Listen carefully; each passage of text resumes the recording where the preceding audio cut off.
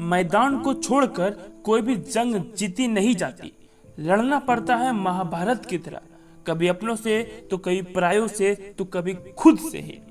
प्यारे मित्रों, मैंने भागवत गीता तब तक नहीं पढ़ी थी जब तक मुझे ज्ञान नहीं हुआ था कि हम सब आत्माएं हैं और ये जिंदगी हम आत्माओं के लिए एक इम्तिहान है, अपने अंदर से अपने सबसे अच्छे रूप को बाहर निकालने का। और इस इम्तिहान को पास करने की एक अहम किताब है भागवत गीता। भगवत गीता के 18 अध्याय हैं और यह संस्कृत में परमात्मा द्वारा दी गई थी। समय के साथ साथ संस्कृत भाषा रोजमर्रा की जिंदगी से निकल गई और यह ज्ञान मनुष्य से दूर हो गया। समय समय पर गीता का साधारण अक्षरों में अनुवाद किया गया।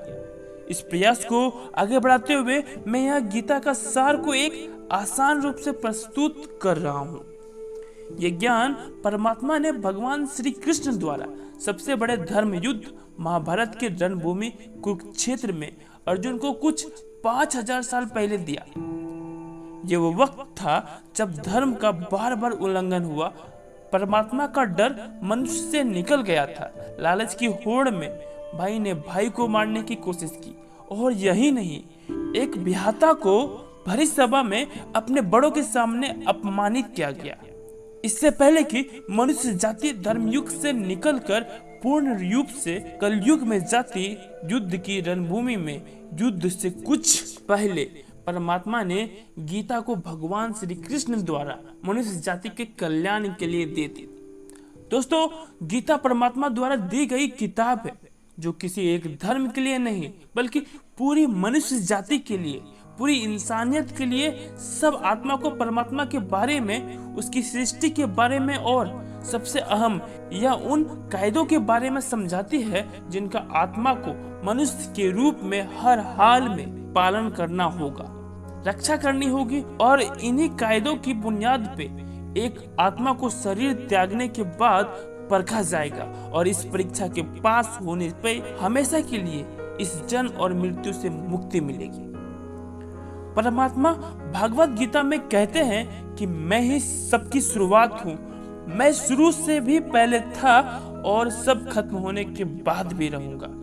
सब कुछ मुझ में है, मैं सब में हूँ। जो भी तुम छू सकते हो, देख सकते हो, चख सकते हो या सुन सकते हो, वो सब मैं हूँ। ये नदियाँ, पहाड़, सूरज, ग्रह, चांद, सितारे सब मैंने बनाए हैं। मैंने ही भगवान, शैतान, राक्षस और इंसान बनाया। मैं सर्वव्यापी हूँ, सब में रहता हूँ, सब में मैं हूँ, मैं हूँ, मैं ही हूँ। मैं ही ब्रह्मा बनकर सब बनाता हूँ और रुद्र बनकर सब नष्ट कर देता हूँ। मैं ये सृष्टि यूं ही बनाता और तोड़ता रहूंगा ताकि आत्माओं को मौका मिल सके इस जन्म और मृत्यु से मोक्ष पाने का और हमेशा के लिए परमात्मा के साथ रहने का। भगवत गीता कहती है कि इस सबसे बड़ी परीक्षा के लिए परमात्मा ने प्रकृति का निर्माण 5 तत्व हवा, अग्नि, जल, पृथ्वी और ईथर से किया, जिसे हम छू के, चख के, सूंघ के और देख के हम समझ सकते हैं। पर खुद परमात्मा इन 5 इंद्रियों के समझ से बाहर है। उन्हें आत्मा इन इंद्रियों से नहीं जान सकती। आत्मा 5 इंद्रियों के साथ वैसे ही है जैसे एक लोहे का रोबोट जिसे अपने बनाने वाला का ही पता नहीं होता। अर्जुन को भी परमात्मा का विराट रूप देखने के लिए भगवान कृष्ण ने दिव्य नेत्र दिए।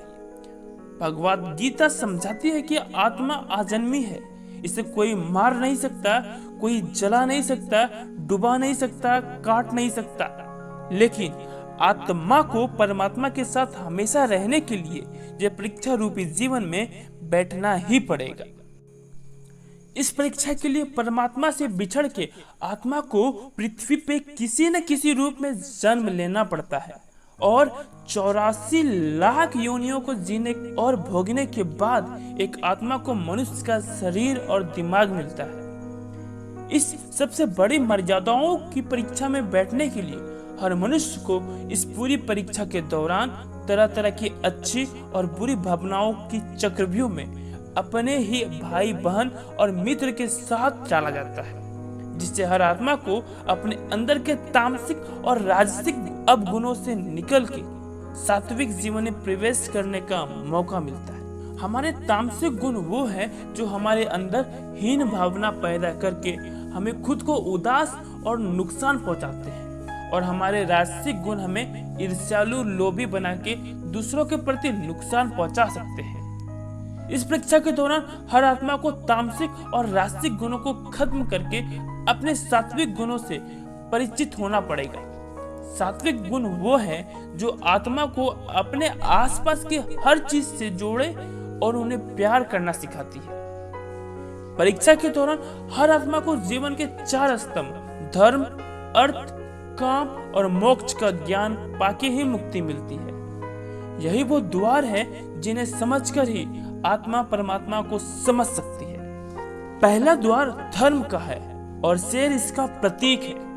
धर्म वही है जो गीता में लिखा हुआ है। धर्म वही है जो धारण किया हुआ है, जिसे आपका दिल मानता है, जैसे झूठ नहीं बोलना, चोरी नहीं करना, भगवान का निरादर नहीं करना, दूसरों को नुकसान नहीं देना, यही सब धर्म है। और हर आत्मा को अपने जीवन काल में हर समय धर्म का पालन करना होगा और उसकी रक्षा भी करनी होगी। और दूसरा द्वार अर्थ का है, जो घोड़ा इसका प्रतीक है। हर आत्मा अपने जीवन काल में अपने पृथ्वी पे होने का अर्थ या मूल कारण समझेगी। इस जिंदगी में भोगने वाली चीजों और रिश्तों का आनंद लेगी। अच्छा बेटा और अच्छी बेटी, अच्छा भाई, अच्छा बहन, अच्छा पति या अच्छी पत्नी बनके हर दुनियावी रिश्ते पर खरी उतरेगी और इस परीक्षा को पास करेगी। तीसरा द्वार काम का है। भगवत गीता समझाती है कि हर मनुष्य के अंदर काम, क्रोध, लोभ, मोह, अहंकार और ईर्ष्या जैसी 6 भावनाएं हमें अपने और दूसरों के प्रति नुकसान पहुंचा सकती है। इन भावनाओं को हर मनुष्य को हमेशा अपने नियंत्रण में रखना होगा, क्योंकि इनके बहाव में किया हुआ कोई भी काम हमारे जीवन भर की परेशानी का कारण बन सकता है। और एक आत्मा संतोष और सादगी से इन भावनाओं पर हमेशा के लिए विजय पा सकती है। चौथा स्तंभ मोक्ष का है और हाथी इसका प्रतीक है। इस परीक्षा रूपी जीवन में हर मनुष्य हर समय कुछ इच्छाएं रखता है। कुछ इच्छाएं एक ही जन्म काल में पूरी हो जाती है, पर कुछ अधूरी रह जाती है और उनके पूरे होने के लिए आत्मा को वापस पृथ्वी पर आना पड़ता है। भगवत गीता समझाते हैं कि हमारी इच्छाएं ही मूल कारण है हमारी पृथ्वी पर वापस आने का, और अगर हम कोई भी इच्छा न रखें तो हम जीवन और मृत्यु से मुक्त हो सकते हैं। ये द्वार माफी का भी है। जिन्होंने आपके साथ बुरा किया उनको माफ करके और जिनसे आपने बुरा किया उनसे माफी मांग के मुक्ति पाई जा सकती है। जब तक आत्माएं इन 4 दरवाजों धर्म, अर्थ, काम और मोक्ष को समझ नहीं लेती, तब तक इस आत्मा को बार बार मनुष्य के रूप में आना ही पड़ेगा। परीक्षा का समय खत्म होते ही आत्मा शरीर और अन्य सभी वस्तुओं का त्याग कर देती है। जो भी संसार में रहकर बनाया वो अब किसी और का होगा और आत्मा अपने कर्मों के फैसले के लिए चली जाएगी।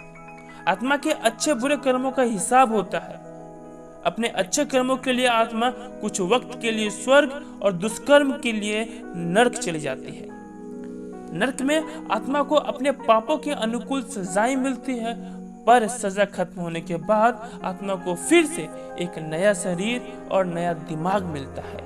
इस परीक्षा में फिर से बैठने के लिए और परीक्षा में वही सब फिर दोहराया जाएगा। जिंदगी के 4 स्तंभ धर्म, अर्थ, काम और मोक्ष को समझाने के लिए हर जन्म में अपने कई जन्मों के कर्मों के हिसाब से हर आत्मा को कभी अच्छे तो कभी बुरे हालातों से जाना पड़ता है। लेकिन जब तक आत्मा परमात्मा के साथ योग को नहीं समझ लेती तब तक वो मुक्ति नहीं पा सकती। भगवत गीता समझाते हैं कि मनुष्य अपने शरीर, दिमाग, दिल से भगवान को पा सकता है। शरीर द्वारा किए कर्मों के माध्यम से परमात्मा को पाने को कर्म योग कहते हैं। ऐसे कर्म जो परमात्मा की इच्छा से हो और दूसरों के कल्याण के लिए हो। वाल्मीकि ने रामायण लिख के श्रवण ने अपने माता पिता की सेवा करके और उन्हें 4 धाम की यात्रा कराकर अपने कर्मों द्वारा परमात्मा को पाया। श्रीमद् भागवत गीता समझाती है कि एक आत्मा दिमाग से भी परमात्मा के साथ योग लगा सकती है। इसे राजयोग कहते हैं, क्योंकि दिमाग या मस्तिष्क सब इंद्रियों का राजा है। एक मनुष्य अपनी आस्था, श्वास प्रणाली, अभ्यास, साधना और तपस्या से परमात्मा को इस योग के रास्ते पर ला लेता है। इस योग को समझाने के लिए हमें अपने अंदर की एनर्जी यानी चक्र और कुंडलानी को समझना पड़ेगा। आत्मा मस्तिष्क से ध्यान लगाकर परमात्मा के साथ योग लगा सकती है। शंकराचार्य, स्वामी परमहंस, स्वामी विवेकानंद और उनके जैसे कई योगी इस योग के रास्ते परमात्मा के साथ संधि लगा पाए। परमात्मा भगवत गीता में कहते हैं कि अगर किसी आत्मा को धर्म ना भी समझ आए, योग ना भी समझ में आए, पर अगर वो मेरी शरण में आ जाए तो मैं उसके सारे पाप माफ कर देता हूँ। परमात्मा को ऐसी दिल की गहराइयों से पुकार के पाने को भक्ति योग कहते हैं। चैतन्य महापुरुष मीराबाई और भगवान हनुमान इस योग के सबसे बड़े उदाहरण हैं। लेकिन कभी आत्मा अपने होने का मूल कारण भूल के धर्म का उल्लंघन करे या पाप के रास्ते पर निकल जाए तो उसे ठीक करने के लिए परमात्मा को खुद किसी रूप में पृथ्वी पर जन्म लेना होता है। दोस्तों, अगर आपको यह भागवत गीता का सार पसंद आया तो इसे औरों के साथ जरूर शेयर करें, ताकि सब आत्माएं अपने यहाँ होने का मूल रूप समझ सके और इस जन्म और मृत्यु से मुक्ति पाकर हमेशा परमात्मा के साथ रह सके। धन्यवाद।